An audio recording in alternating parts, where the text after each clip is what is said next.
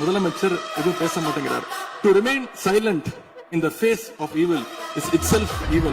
எதுக்குடா அவனை தொட்ட?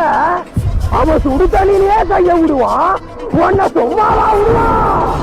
மாண்புமிகு எதிர்கட்சி தலைவர் பேசும்போது நிறைய பேசினாங்க. அதுல ஒண்ணு மட்டும் நம்மள இன்டைரக்டா ஈவில் அப்படின்ற அந்த வார்த்தையை யூஸ் பண்ணாங்க.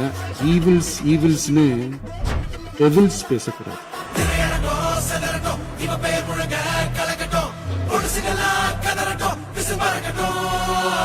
கடந்த 4 நாட்களாக திராவிட முன்னேற்ற கழகம் முதலமைச்சர் ஏன் பேசலன்னு சொல்லிட்டே இருந்தாங்க.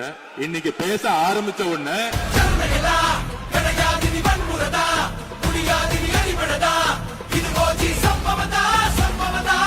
இப்பவும் சொல்றேன், மக்கள் பணத்துல இருந்து ஒரு பைசா கூட தொடமாட்டோம், தொடவும் விடமாட்டோம், தொட்டா விடமாட்டோம், இதுக்கு முன்னாடி தொட்டவங்களையும் விடமாட்டோம்.